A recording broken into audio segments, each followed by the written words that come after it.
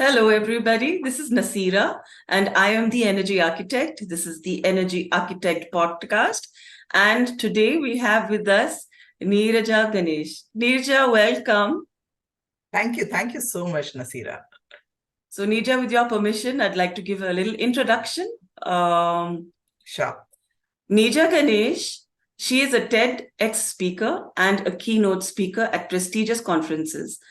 She's also been invited by various prestigious forums like Lean In, IEEE, PMI, TIE, NASSCOM, CII, Rise World Summit, WomenTech Network, VMware Nirmaan, and across the globe to deliver talks on a variety of topics. In a freelance capacity, she also conducts various training programs on leadership and behaviors. Networking for Results, and How to Tell Your Story. These two are her signature programs. She has won multiple awards, the most recent one being the JobsForHer HerRising Award in the Women in Impact category. She has also been featured as one of the 40 women who have traversed their life journey from ordinary to extraordinary in the book Magical 40 at 40. Neeraja strongly believes that mentorship is extremely beneficial in the development and growth of individuals. She is a mentor on a variety of platforms, including Aspire for Her and Jobs for Her. She switched her career to work in the space of gender diversity after a successful career in the information technology industry, managing large teams, delivery of IT projects, operational excellence and customer delight for large banking captives for 25 years. Prior to Aspire for Her, she served as the Director, Relationships at National Education Society for Karnataka. Her focus in that role was to work closely with the industry veterans to build the industry academia and to connect to ensure the curriculum of the institutions was relevant to the current and future industry needs. She has also headed the Jobs for Her Foundation, which was set up to bridge the gender gaps in India for a period of 18 months in that role. She built a unique brand, numerous partnerships, and a large community of women who experienced a variety of learning interventions through her workshops, conferences, trainings, and hands-on projects. She also coaches people to progress in their career. Neeraja, what a wonderful, wonderful summary of all your accomplishments. Thank you so much. And every time this introduction gets read, I feel I should shorten it because we don't need to spend time on my introduction. We need to talk about other relevant topics. But thank you for, kind of introducing me today. But Neeraja, there's not much you can do considering all of your accomplishments, and you keep adding more to that list. Now, what is one going to do? Thank you. So, Neeraja, there are lots of things you're passionate about. Right. Something that you speak about very frequently is inertia in going after your goals. Absolutely. And would you like to say something on the topic? Yes. So first of all, let's look at what is the actual definition of inertia. If you Google it, what does the dictionary tell us about it? It says it is a tendency to do nothing or remain unchanged, right? So very simple definition, do nothing, just be where you are and do not change. Right. And while, we talk about it in science, I think there is a lot of inertia in many of us when it comes to either different phases of our life or maybe just different certain things that we, want to achieve, but we kind of just, sit over there and not do anything about it. Mm-hmm. I see a lot of people, and the reason I'm kind of bringing up this topic today for discussion is because a lot of people approach me and say, Neeraja, your journey has been so great. Because there have been so many transitions, right? 25 years of IT was nonstop and it was in the same mold. But after that, as you read it out, JobsForHer Foundation, there was an academia that, I went and, worked in. I consult, I talk, I write. So there's so many different things that I do, and people are enamored and they say, how do you do it? And we would also like to do. There have been many, many people who've come to me and said, I also want to take a transition like this. How do I go about it? Mm-hmm. And I spend time with them. I do spend time with them because people have spent time with me, not in counseling me in terms of how to make that shift, but when I was moving out of the corporate, I met a lot of people. Like the two of us had a casual conversation, a couple of weeks back, right? Just like that. I had a conversation with many people whom I may have met at events, or I may have been part of some networks, or I may have found them on LinkedIn. And they gave me time, which is what helped me, build a particular mindset and, go on the path that I am on today. And now, of course, I'm also, continuously evolving. So I give time. However, what happens with them is they are in a state of inertia. Even after having heard me out, I'm not saying they have to copy paste exactly what I did. It will not work. Each one has to do what they would like to. But there are certain triggers, there are certain mindsets, there are certain actions that one needs to take. And I don't see that happening. I think all of us have read and heard about the fixed mindset and the growth mindset. Okay, so we can probably say this is something like this. What we are talking about, a state of inertia, alludes to probably having a fixed mindset and not, bringing about a growth mindset. But let's make it very simple for everyone, for in layman terms, it's just a wait period. Full stop. Mm-hmm. Just waiting for something to happen. Now, waiting for something to happen is also okay if you know what are you waiting for. Right. But in many cases, people don't know what they are waiting for. So they are in this state. They're not happy about the state that they are in. In their minds, they think they have to be in a better state, but they don't know what that is. Right. And it's okay. I mean, I'm not saying everyone has to be an evolved being and no, okay, fine, after this is my next, this is my next. But you got to do something when you are in that state. Just sitting over there and waiting for something to happen is not going to help. And then, people say, I'm so stuck. That's also another term we've heard, right? I'm stuck here. I want to get unstuck, if there is a word like that. And what happens is you are stuck there because you're permanently waiting. And over a period of time, you're actually regressing because the rest of the world has moved ahead of you. So true. Right? So it's where you are. You have not gone back, but the rest of the world has moved ahead.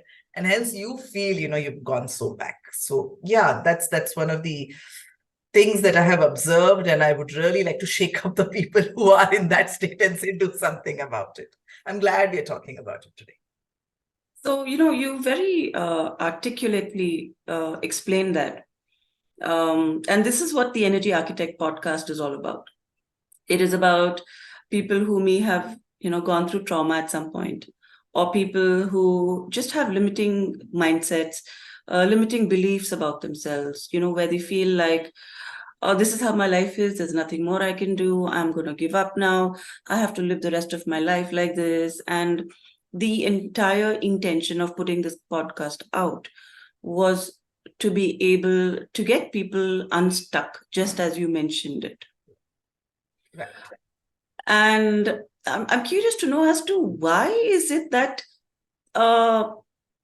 they are stuck? Would this be the same as procrastination? Is it different? I think it's different to procrastination, because in procrastination, it's probably one thing that we put off. One thing, two things that we put off. We're not putting off everything in our life, right? Many other things you're going ahead and doing it, but it is that one thing that you are continuously delaying. So in the state of inertia, one is not doing anything. Of course, life moves on. Certain things are moving on because you've already set certain things in motion, right? It's some of the things are in autopilot mode. Whether you like it or not, you've kind of done that. So things are moving on. There's family, there's friends, there are your colleagues maybe in the office who do things, and which also kind of, keeps you moving. But on your own, you're not doing when you're anything in the state of inertia. So procrastination could be that this one thing, for example, I want to learn car driving as an example. And I continuously am, procrastinating that. I'm delaying that, giving many, many reasons. However, everything else is going ahead in my life. That's the only thing. So I'm still not stuck. And I'm moving ahead with every other aspect of my life. Only the driving piece is, taken a back seat, pun intended. So I think being in a state of inertia is a little different to procrastination. Sure. Yeah, that makes sense. Absolute sense, actually. So what are some of the common signs that are an indication that, you're experiencing inertia and you're not taking inspired actions despite your situation? What do you what do you think are some of those telltale signs? Sure. And let me give an example. It's actually a story of a friend, a very good friend of mine. So she's been in this organization for many, many years. And, as organizations change, there are organization structure changes that happen. And hence, you kind of have to move with the organization, or if you don't like it, then you exit the organization and move into something else that you wish to do. Now, this person has been there for many, many years, and the signs, SIGNS, signs of it reaching a stage where she may not have a role for herself was given to her a couple of years ago itself, right? But organizations are not going to cut you off exactly like that. There's some feedback that is coming, and she knew about it. She spoke to me about it. She may have spoken to many people about it. And I gave her a lot of advice. I'm big on networking. I told her that get started, with meeting some new people. See, and there's another aspect about networking. I'm just bringing it in here. It's good to have people you have known from the past, your colleagues, your ex-colleagues, etc. In this case, in this example I'm saying, and you could reach out to them saying that, okay, I think I will not have something to do in this organization. Is there any other role that you know of? But I always feel that the ones who worked with you are not the ones who are actually going to push your case. And there are reasons for that. So it's needed that you actually build a new network who will be strangers, and then over a period of time you build better relationships with them. So I continuously used to tell her, because I go to so many events, I speak at so many events, I used to invite her to many, but I didn't see her really taking action and coming. Now that is not inertia. Like, she was doing other things. That was procrastination in terms of not really coming along, or attending events, building a network, etc. Even I had asked her for a resume, and at that time she said she's doing up her resume, and that took forever to come to me, the done up resume, etc. Now it finally reached a stage this year when she knew August end, it's done. So she knew about it a couple of months ago. And from the beginning of this year, she continuously, now she gave me her resume and she said, please see what you can do. And I was doing whatever. Now, the other thing is that just because Nasira is very well networked, Neeraja is very well networked, if you hand me over a resume, I'm not going to be able to get you a job. the next day or even in the next month, because a job comes only when there is a vacancy, right? It's not about the 1,000 people that I know. The 1,000 people that I know should have a vacancy which is relevant to your experience. So I said, okay, I'll do what I can in terms of, socializing this. But again, I nudged her. Again, I told her, come, let's start doing a few things. So in July, she actually called me, she met me, and she said, yeah, you do 100 things, just start utilizing me in something. So I spent a lot of time with her, telling her about a couple of initiatives that she could help me out with. Okay. She heard me out. And she came also to a couple of sessions where I was saying, this is how you could do things. But after that, there was silence. She did not respond to me. She did not call me back. She did not come. She did not take any action. And I let her be, because sometimes what happens is when you're going through this, you probably need your time and space. So I didn't really push her also. I was very happy that she proactively had called me and said, now I'm coming along with you. Whatever I can do, I will. But then again, it went into the silence mode. I gave her some time and space. Now, what has happened? 2 months are over. August 31st is gone, right? So that deadline is over. And 2 months since she first had a conversation with me, and I don't see her moving even now. Now she's in a state of inertia. So what she was procrastinating then, she had other things to do, but she only procrastinated coming to networking events or sending me a resume. Now she's in a state of inertia and not really doing anything. And I keep checking on her and I say, what's happening? So what do you have on your, to-do list for today? And I suggest a few things to her. I'm connecting her with so many people. And I say, have some conversation. Something will come out of it. Some small thing. It's okay, right? You don't have to necessarily the first thing is not the big thing. The big thing will happen. But let's start looking at some small things. So I think to your question, the signs indicators are that she knows she has to do something. She knows it. I keep asking her, why are you not doing? She knows she has to do something. And I said, you already let go 2 months from the first conversation that we had. She accepts and agrees to that also. So they are not in denial. That's another category of people who are in denial. They're not in denial, but they're still lacking the push to pick up something and move ahead. So that's how you have to kind of identify the person who's in this mode, if that helps. Yeah, I think a lot of people don't realize that taking that first step is so important. And once you take like these small baby steps, the momentum just builds up, and then your confidence starts building up, and then it's these small goals, right? It's just like one step after the other, one step after the other. I'm sure that we've all experienced inertia at some point in our lives, for something. But I was also wondering if there are any kind of psychological factors, that really contribute to that kind of mindset. Why is this person taking resistance, to take action? And even when they acknowledge that there is action to be taken, like, I know that if I walk every day 1 hour, I know that I will eventually lose weight. I know it's given, but it stops me. And so I was wondering, do you think there are any psychological factors that need to be dealt with? So I would like to actually give my story, and then maybe we can go into this particular question. So I give you an example of one person. There is another person who was referred to me. She met with a very serious accident last year, right?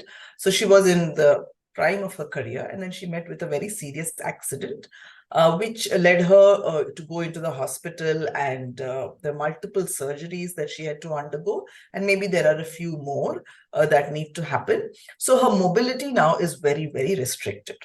Okay. So she had to leave the job, or she left the job prior to that. I'm not very sure. But because of this medical condition, she couldn't have been working also. Now, she can work. It's going to take a while for her condition to heal, to get better. However, she can work. And she is looking out for jobs which will allow her to work from home. And now we are in a state where most of the companies have started looking at hybrid working. Nobody is saying, okay, you can work from home completely. So they are mandating at least 1 day from the office, 2 days from the office. So that's where she is struggling. So when she spoke to me, I suggested a few things to her. I said, see, anyways, you're looking for a job and you continue to look for one. Why don't you start volunteering in a few places? And when you're volunteering, you could possibly do some things, from home. And volunteering in the good old days used to mean that, okay, you go to an old age home or you go to a, NGO and do some things. But that's no longer the only volunteering that one can do. You can actually volunteer in organizations and pick up solid roles and deliver on those roles, because there are a lot of startups where they may not necessarily have the funds to employ very senior people, very experienced people. But if I would like to, and I have done it and I continue to do it, if I would like to deliver on a particular role in an organization, I can always go and say I would like to volunteer sometime. And those opportunities are plenty. So I told her, why don't you, at least look at volunteering in some spaces. And she continuously kept telling me, Neeraja, I'm a single woman, and the accident and the surgery has drained me of all my savings. So I need to start working to be able to fend for myself. And I said, I understand that. But just sitting at home and only applying for jobs and not getting the one that you want is also not going to get you money, right? But at least if you start volunteering, there are a few things that happen, which is your mind, right? You're occupied with a few other productive things. You're meeting a few other people. And when you meet a few other people, there are different perspectives that come. For me, the change in my thought process actually came when I went and attended a conference in 2016. I was in a good corporate job. I was not intending to leave it.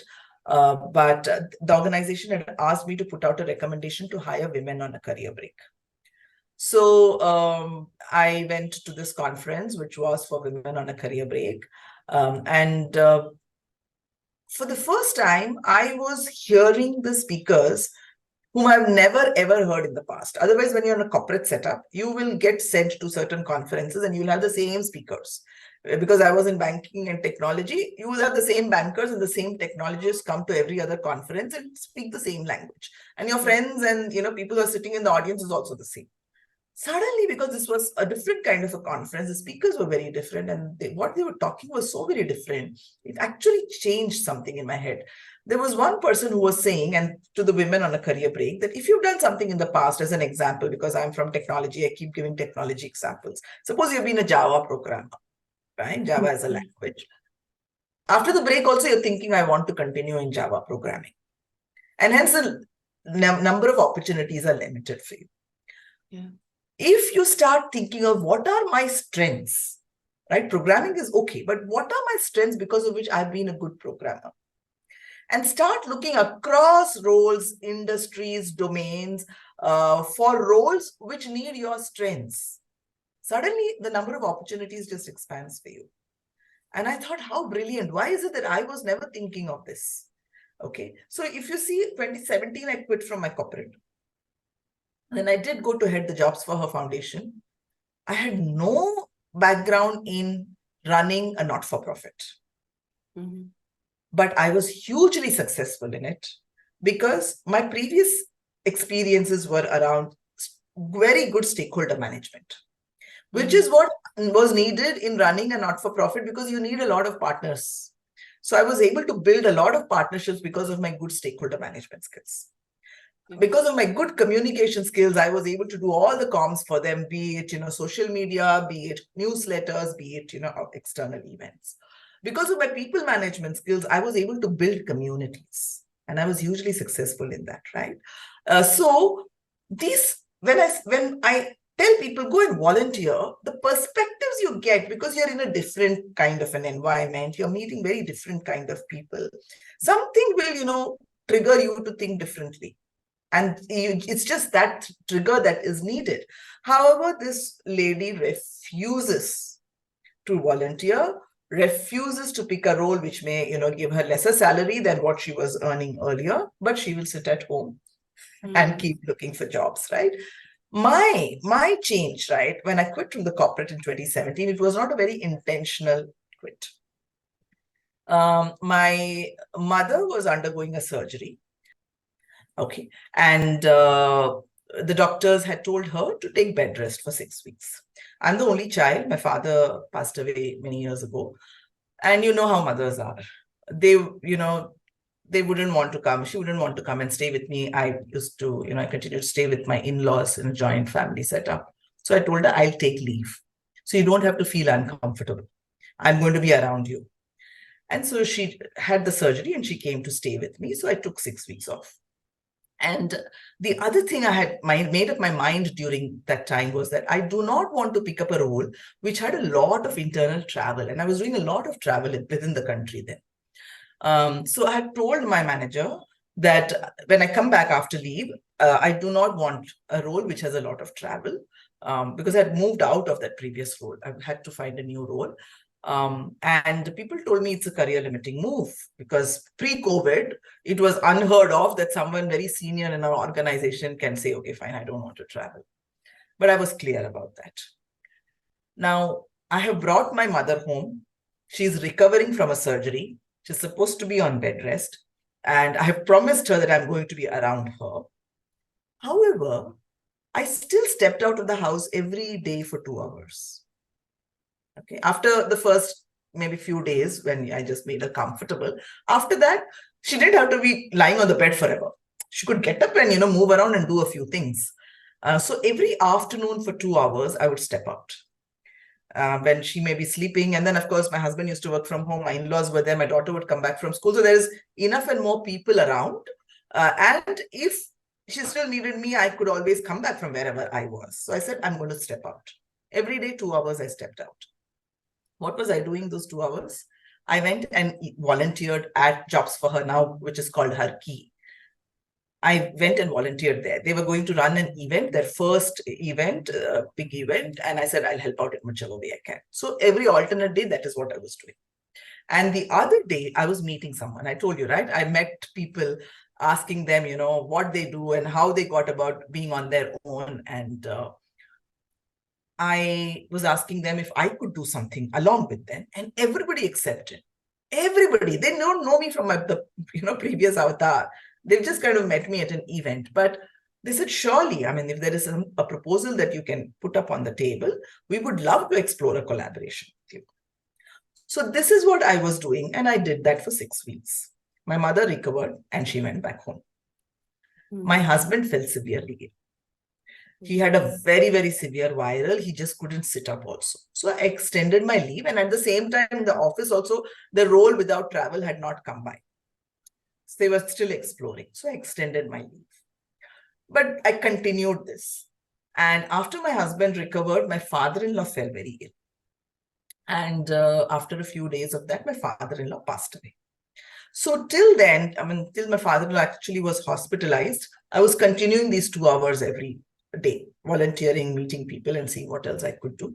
And of course, when he went into hospital and then after he passed away for the 13 days, we had the rituals. I was at home.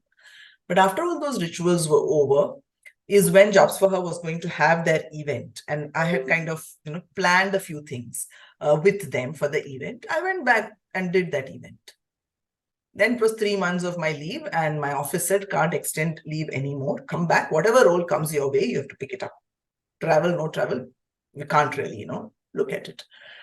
I decided to leave and I quit. Okay, because by then, because of the n number of interactions that I had, 2 things came into mind. There's enough and more to do. There's enough that one can do. Because I had volunteered and I'd spoken to a lot of people. So work-wise, there is no dearth of it. Yes, money-wise, it's a question. Whether you will earn the same that you were earning in a corporate setup, that is a question. However, if that is not the immediate priority, if you can still manage with a smaller amount of money coming in or no money coming in for the next few months, and I think most of us who've had a fairly long career should have saved enough, to kind of manage a few months of no salary, then work-wise, it's going to be great. I knew that. So I quit. Now, here is where the inertia part I want to explain.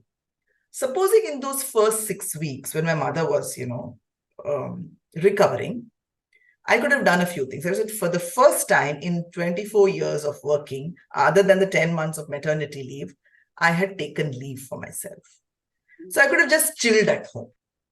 I could have given a reason and an excuse that I have taken this leave for my mother, so I should be around her and not done anything. I could have just relaxed at home. What it would have done is, after my mother recovered and went back, and if I'd continued my leave for my husband and my father-in-law, eventually 3 months have gone past with me doing nothing, correct? And then I would have had to quit the job. Now you are in a state of inertia.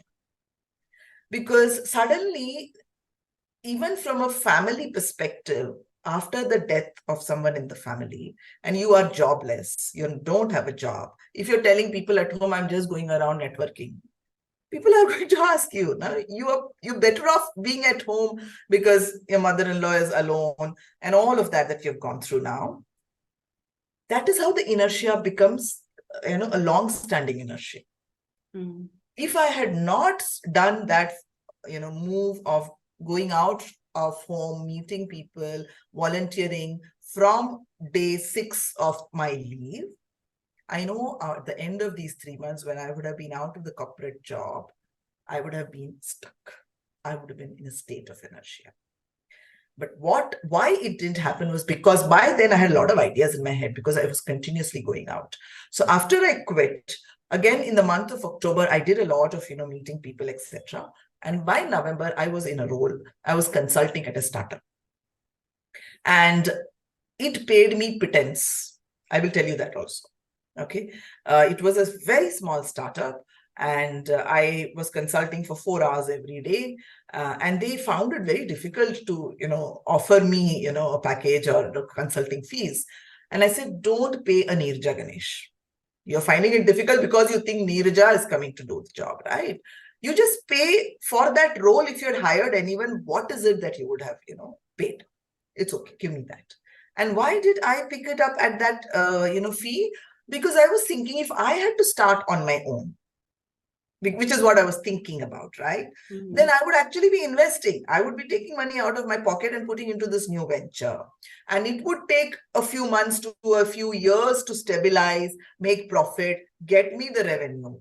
And then I decide whether this revenue I should take back for myself or reinvest in the business. Mm-hmm. So it was going to be a long period of time with no money. And here I was getting some money to learn how a startup works. So that was my thought process. So it didn't matter to me that it was small money. Now, why did I bring this example and this story is, this is why I escaped inertia. Because from day one, I have been on the move. Now, it was only 2 hours. I was not really moving at the rate of 20 hours per day like I was in the corporate, because I did prioritize family, health, etc. But I still did a little bit. Except for the period, the funeral and the 13 days of the rituals where I was at home, I still did a little bit every day.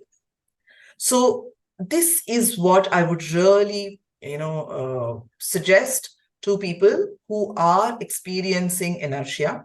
Move on a daily basis, even if it is 1 millimeter, it's okay. You are moving. At the end of the month, you would have moved sufficient distance.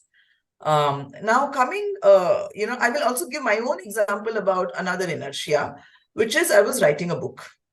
Okay. And I wanted to publish this on my 50th birthday. So 50th birthday was in 2021. So I started writing. A lot of chapters were already done because I used to write them as blogs, and people had read those blogs, and there was huge appreciation for that. So I said, now it's time to bring all of them together and put some more chapters and make it a book. I was all kind of set to publish it in July 2021. April 2021, with the second wave of COVID, our family was affected in a bad way. My husband went into the hospital. He was there for 13 days. I stayed with him in the hospital. We didn't know which way it was going to be, etc. Came out of the hospital after 13 days, still with COVID, but there were no beds in the hospital. So they sent us back saying, he's better now, treat him at home. I was really down, really down. Physically also, because there is no help around. You have to run around doing everything on your own. Mentally, because it's just come out of such a situation. So I put the book on pause. Everything else also I paused. None of my, training programs, none of that was happening. Put the book also on pause. However, after a few, days of having come back home and some sort of a routine that I built, if I had wanted, I could have written, at least half a paragraph every day. We were in May and July, I wanted it to be published. I could have, if I had wanted, I could have written half a paragraph. But I started giving the reason that I have just come out of a trauma. Yeah. And hence, I think I need to relax. I don't need to, really do backbreaking work or mental work. So I would sit in front of, Amazon Prime, picking up some series in the name of relaxing, coming out of trauma, but I'm not writing that book. And then July passed, 50 over, okay? I have not gone back to writing that book. I'm 52 now and not gone back. So that was a state of inertia, as an example I'm saying. Now it is procrastination.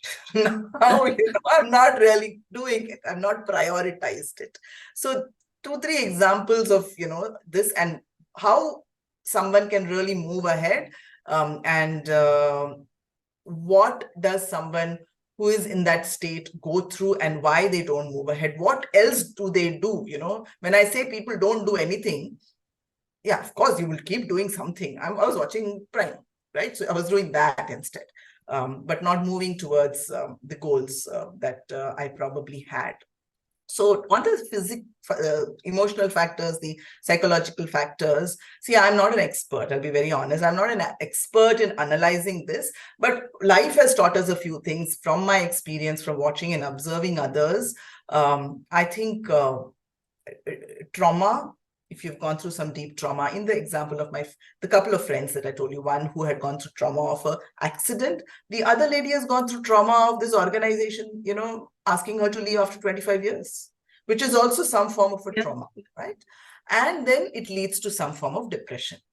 Depression is also on a scale of, you can be, slightly depressed to really extreme depression. But I think any amount of being upset also, sometimes you're just upset about something. Today I'm upset about something, so I'm really not going to do anything. I'm just sitting over there, binge watching something. So it gets from there to, really big depression. I think that's what largely causes this. And what also happens, I think most of us get into self-pity mode. Right. We make ourselves a victim of circumstances, victim of, he did this to me, she did this to me. In my friend's example, she must be, saying, look at this organization did this to me. Somebody who met with an accident saying, why has God been so, I could also have been in that mode. My husband went through such severe COVID. Why did it happen to us? Because it was happening to everybody around the world. So we become, we get into self-pity. There are people who will probably help us. They will counsel. They will try to move us ahead. But, when we are in that mode, we think nobody understands us. I completely agree. Back off. You're not experiencing it. You're not understanding it. So we remain a victim for a very long time. And probably that is, why the person is not taking action. Now I think someone who's an expert in this space can explain it better and also explain how you can come out. As far as I'm concerned, I will say take some action. Some little bit also on a daily basis, it's okay. But take that little bit of action. I couldn't agree with you more, Neeraja, because, I have been in that same exact situation. For me, it was like when I had my son. I worked consistently. I had to travel a lot. I worked till 2 days before my delivery. Okay, and then my son popped out, and after that it was like I had no support system, in the house to take care of my son. Right. What also happened was I always said, okay, fine, I'm going to go back. I'm going to go back. And I kept looking for support, and I wasn't getting it. Mhm. And then to make things worse, at that time, that's what I thought was worse. My husband has a job where he's traveling a lot. Okay. So where do I leave my child, and how do I go back to my senior position? Okay, without any support, without my parents being around here, without in-laws, where do I leave my child? I was, uh, and I had maternity leave. Those days it was 3 months. Yeah. Then after that, more recently it's become 6 months, Yeah. and whatever. So I extended 3 months to 6 months, and then after that, by the 8th or the 9th month, it was like my MD who came and said, "Okay, you have to come back. Okay, like please come back fast." And at that point, I decided that I cannot go back because I'm so helpless. Right. Right? I'm so helpless. I have a child. I want to get back. I started losing. Okay, so I said, okay, I'm doing this for my child. So I put the blame on my, on my situation, Yeah. right? And then that went on. I was like, okay, let him just get a little older, and then I will get back. But then when you've already reached this level in terms of, like in terms of senior leadership, if you're having a national portfolio, you have to travel, right? Because everyone else can travel. You're the only one saying that, oh, I have a baby, I can't travel, my husband is not. So you can't give those excuses either, right?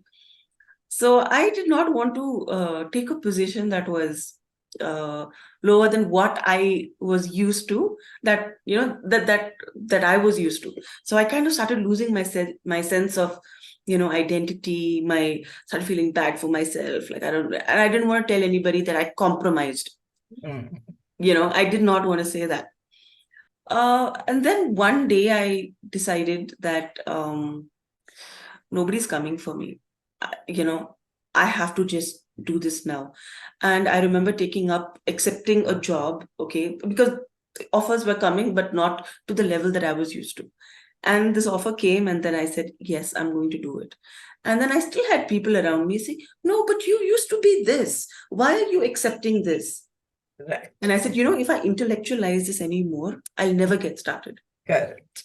So at a fraction of what I used to earn, I went back. And that's the best step I could have taken. True. And I think I was waiting for that miracle that didn't come. And why do you think that happens? You know, we keep waiting for this miracle, and what stops you from proactively taking that step? Absolutely. Because we have to realize that, nobody's coming for you. You've got to take that step. Right, right, absolutely.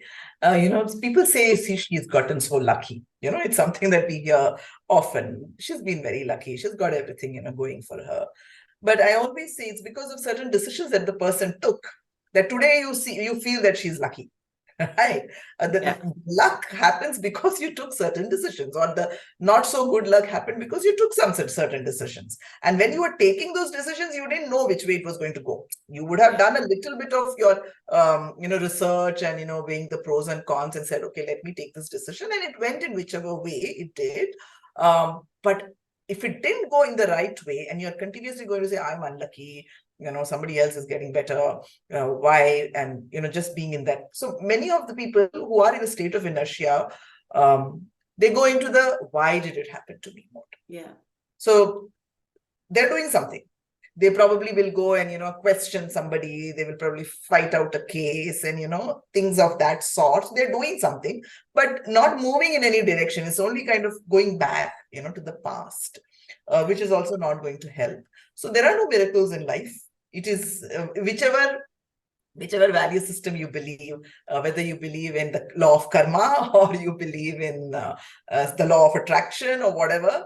I think you got to do something, right? Yeah. Miracles and luck doesn't happen just like that. It is what you do, and hence, things happen. And based on how things have shaped up, again, if you're not very happy about it, what are you doing next? So it's always about the doing, both the thoughts that you have, and hence, how you kind of, cope with that situation and move ahead. So I go back to moving 1 millimeter every day. It is important. It is so very important. And the story of my book, which is sitting there, I mean, even if I wrote 2 lines every day, yeah, by now the book would have been done, and it's not done, right? However, I've done so many other things, which I was in that small consultant role. Then I went to head the JobsForHer Foundation. Then I went and worked at a college. Each of them is so very different. And I had no background of any of those. But I went ahead and I did. And yes, salary-wise, no comparison to the corporate salaries. But today, when people are looking at me, and when I look at myself in terms of the multiple things that I do, there are certain things which will give you the money. There are certain things which you do because your heart lies there. It's not going to give you all that money. But eventually, you're happy, because it balances off. And that growth has happened. From, the corporate career where you were called the director, to suddenly you becoming a consultant, to now again, people kind of, you introduce me as a TEDx speaker, which in some ways is, a very high title. And then many other things that I do. Now, it didn't happen overnight, and it is not miracle. Okay. It was that 1 millimeter that I continuously moved. And as I said, it will then, your life gets shaped because of those steps that you take. You come across something. So Nasira and I met. Why and how? Because you were taking some steps, I was taking some steps, and our paths crossed, and here we are talking. And if I continued to be sitting over there, or you were continuing to sit, feeling pity for yourselves, I think this conversation would never have happened. Absolutely. Right? I agree. So miracles, there are no miracles. It's all you're doing. Exactly. And when you take one step every day, and if you really look at it, it doesn't look like much, right? Yes. But over a period of time, when you actually see how much of distance you've covered, it suddenly all makes sense. True. People come to me and they say, okay, because I've been on the TEDx platform, I get so many calls saying, how does one get onto TEDx? I want to be on TEDx. As an example, a lot of people say that. And I tell people, there is a process. Everything has a process. And I tell them all of that. However, I didn't follow any of that process. Somebody referred me. And they referred me because they knew that I do a lot of speaking engagements and I speak fairly well. So they have referred, and those organizers were happy. However, there is a process to follow. But now that you have set a goal, as an example, right now we're talking TEDx. TEDx will not happen overnight. You have to take those 1 millimeter moves every day, which is start looking out for the speaking engagements. And when I started speaking, in the year of 2020 is when I got the most number of speaking engagements, because how many webinars were happening in 2020, right? That was I was giving talks at least 3 or 4 every week. And it didn't matter what platform, it didn't matter what audience, it didn't matter how many numbers were sitting also to me. I said, anyways, nothing to do. Right? I was in the training field. Of course, I was also in the college, but from a training perspective, nobody was, asking for training during those days. So I said, okay, at least these opportunities are coming. What was happening because of that? I was building some content, and there was some marketing happening. The platform was going to do their own marketing. Some 5 people also will turn up. It is okay. I'm making an impact on those 5 people. There's a recording that is being made available to me, because if it's on Zoom, then you get a recording. I'm building a portfolio of my, speaking engagements. Today, I have such a rich portfolio. Yeah, rich so indeed. That's how it kind of, moves. Yeah. So, Neeraja, do you think that there is some underlying belief that really contributes to one being in the state of inertia? I think one is, as you said rightly, we think we are beyond all of this, right? This friend of mine, she actually said, we have to prove ourselves every day, Neeraja. Like, she's reached a stage and hoping that with that resume of hers, wherever she goes and with whoever she talks, things will happen. But no, that is your past, right? Today is a new day, and the environment that you are in is absolutely new. So you have to prove there, correct? So I think the one of the mindsets could be that I've been there, I've done that. Do I have to really prove myself again? Like you said, I wanted only those kinds of roles at those kinds of salaries. And hence you kind of reject everything that's coming your way, or even that girl who has gone through the accident. While she's still wanting money and she needs money, for sure you need to make money. But till then you can do 100 things. But what is stopping you? Because you believe you are there. And hence you don't want to step down and do something. It's an ego. It could be an ego.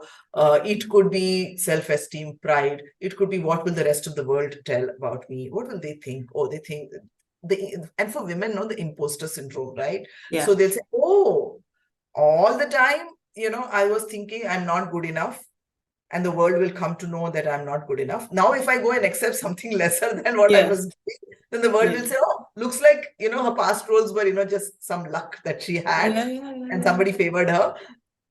So all of this, and these are all demons inside the mind, right? That happened to me. I actually saw my father reintroducing me to somebody. Before, he would be like, she's so and so and so.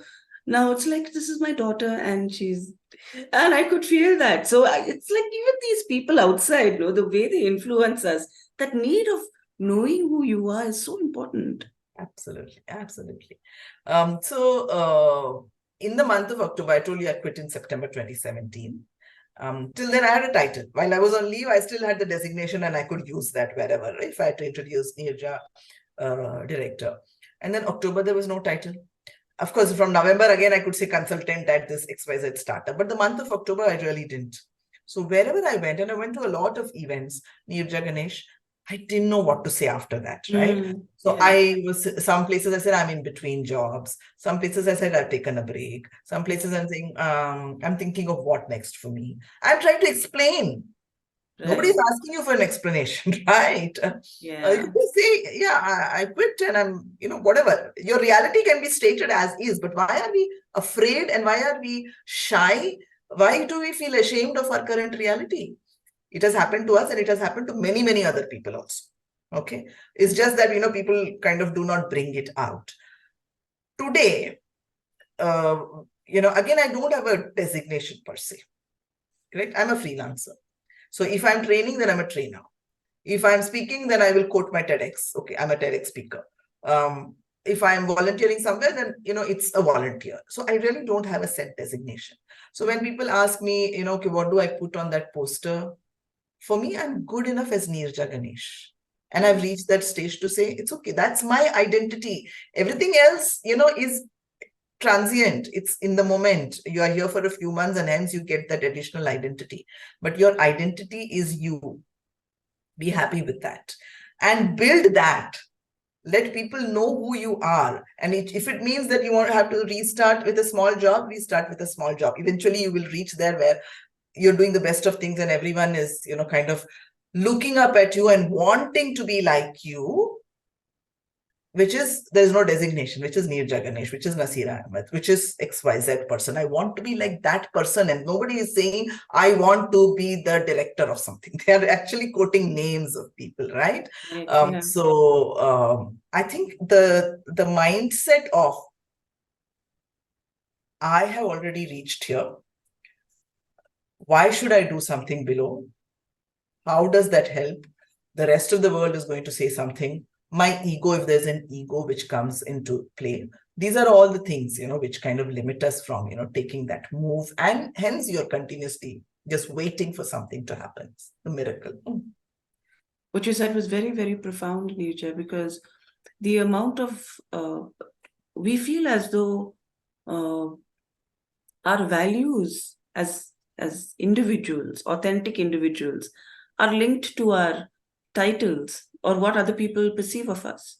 Correct. Not who we are, the authentic us, but more about what other people will say. True. So what you said was very, very profound. Thank you.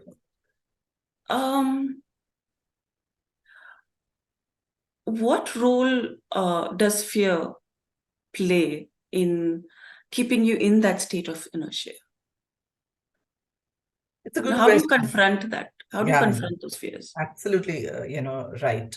That fear definitely, also plays a role beyond your ego, beyond your going through a trauma, beyond all of that. There's also a fear of the unknown, a fear of doing something different. And hence what will happen? I may not be successful, right? Again, if you're not successful, then it's okay. If you were only looking at it from your perspective, you tried something, and success is again defined by you. It didn't work out the way you wanted to, you will move on. But I think again, we think about what the rest of the world is going to say, right? Oh, look at her. She went, for example, I went to really bring about a transformation in this college that I went to work at.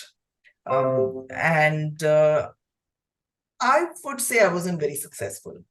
And I can give the reason as year 2020. If I want, I can give the reason as year 2020 because none of the companies that I was talking to build those collaborations for the college wanted to talk to me because they had their own problems. I still built a few collaborations despite that. I can blame it on the college and say the college was not ready. Okay. Or I can say I was not cut out for it. I tried something. I really was passionate about it. I was not cut out for it. It wasn't hugely successful. I moved on to something else that probably I can do better. So there are various ways in which you can explain, right?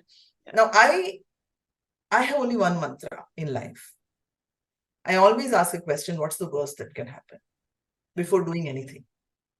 Anything in life. It could be a decision of, sitting in the hospital with my husband dealing with COVID. I ask myself, what's the worst that can happen? Get the answers to that, and then say, okay, now what should we do? Right? Or it could be in my career, it could be in the new kind of initiatives that I want to take. So I always say, if for me, the answer to that question, what's the worst that can happen? If the answer is that there will be a loss of life, because I'm doing something, I lose my life or somebody else is going to lose life, then I will pause. Because that is something which I can't, deal with. But if it's a loss of a job, it's a loss of some money, I'm okay with it. Now, I'm not saying everyone has to be okay with it, but for me, maybe at this stage, I'm okay with it. So if we all ask the question, why is fear coming in? Because what's the worst that can happen? A few things can happen and you're scared of that too, right? So if you can ask that question and say, if that were to happen, can I deal with it? And if you can deal with it, can we take that risk and go ahead?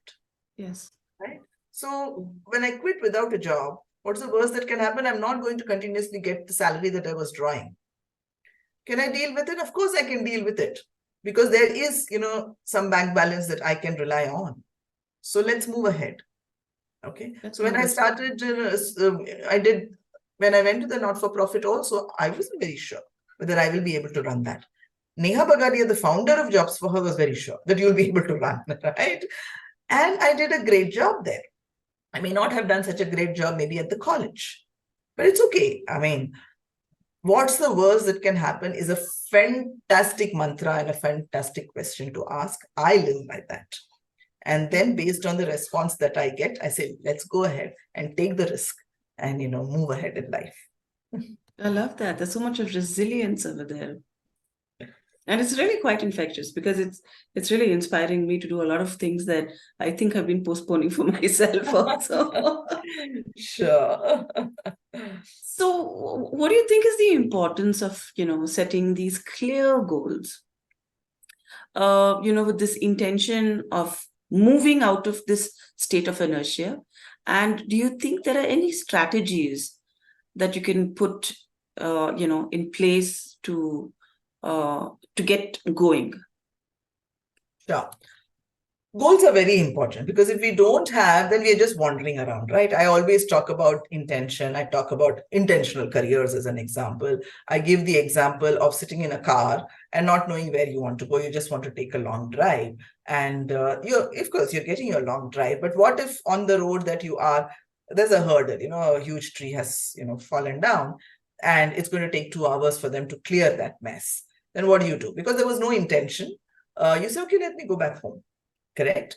If there was an intention, then you'll say, let me find another way to reach. I'm not going to sit here for 2 hours, right? You may not even go back and say, okay, anyway, I had nothing to do. I'll wait for 2 hours and then see if that clears. And that never clears that day, right? So then you are in the state of inertia. So goals are very important. It is important. Goal sounds very big.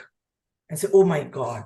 But it doesn't have to be that big. It can be big. It can be like, I want to write a book. It can be the big goal. But can we break it down to smaller so that on a daily basis, we are able to move towards that. And at the end of the day, we are able to kind of be happy, pat our back, or say, okay, why wasn't I able to do something today? Can I do better tomorrow? So it is definitely something that each one has to have. Because when you have a goal, then you build it into your list of priorities. I also tell people you have to have a list of priorities for life, okay, for a period of time. Life is very long, but at least what am I going to achieve in this 1 year? And then that kind of gets into your calendar. So to be able to finish this book, I have to write 1 chapter every day, or I have to write half a chapter every day. So is it there in your calendar? This time is for writing the chapter. And hence I will not accept if Nasira says, can we do the podcast recording today? If my calendar is already choco-blocked, I'm not going to give away this half an hour, which I'm going to spend on writing the book to Nasira, because this is important. I'll give you a later date, right? That's how the goals, which then become priorities and then get into your calendar, help you. In terms of some other exercises, some other tips, and each one has their own. I really believe in visualization. I definitely believe in that. And if people have heard Jim Carrey, who, the actor who was speaking with Oprah, where he said that he visualized getting this X billion dollars check by some date, and then he had signed the movie, and he managed to get that. But he also says one thing. He says it's good to visualize, but after visualizing, you cannot go eat a sandwich. Right? You've got to do something which takes you towards that. So I of late have been really understanding the law of attraction also. I must, talk about Neeta, our fellow Shimantran, who's helped me understand this better. So any of this, there are many, many techniques. Eventually, Nasira, it is what you believe in. Right. You may call it something very different. I may call it very differently. But if you believe in something, you will, make that happen. So it's your belief system. Yes, I visualize. I always give this, as one of the stories. I visualize myself as a speaker on stage. I was not born a speaker on stage. I was a very meek, timid, shy girl. For the first 10 years of my corporate career, I didn't say hi to the person who sat next to me. I was that shy. Of course, things happened. And in the corporate life of the 25 years, I've addressed large teams, etc., and town halls, but that's it. In public speak, I never thought. But there was one event where I was sitting, I was the audience, I was taking pictures and sending it to my family, and my cousin said, "Are you speaking?" I said, "No, I'm not speaking, I'm in the audience." And that turned it on for me. I said, why not? I can also speak. And I started visualizing. I visualized the stage. I visualized the topic. I visualized the event. I visualized the sari that I was going to wear. Wow. Okay. And you don't go eat a sandwich, right? So what are you going to talk about? You better have a speech also ready. So I actually had my speech ready and I practiced it. So I practiced my talks in the shower. Lovely. I will have some topic would have come morning. Aaj inertia ke bare mein baat karenge, and then I would sit and what are the things that I should talk about. Visualization is that you visualize everything. You also visualize what if you fall off the stage. You visualize the worst also, so that you can prepare for that. What if I forget some lines? So how do you prepare for that? That's the extent of visualization that you do, and it will happen. It has happened, right? So yeah, there are many, many techniques. I think go with what works for you. Belief is the most important, and take that little bit of action on a daily basis. Wow. No, that was again very, very powerful. I cannot even imagine you to be somebody who was a shy girl. I can't. I don't know if anybody can actually, because you are the networking Neeraja, right? So famously called the networking Neeraja. It's so that is very, very inspiring and motivating. And I believe that this is exactly what Energy Architect is all about. Getting experts like you coming in and sharing this immense experience and knowledge, practical knowledge and experience about how they get unstuck in their lives. So it could be trauma, it could be negative self-belief, it could be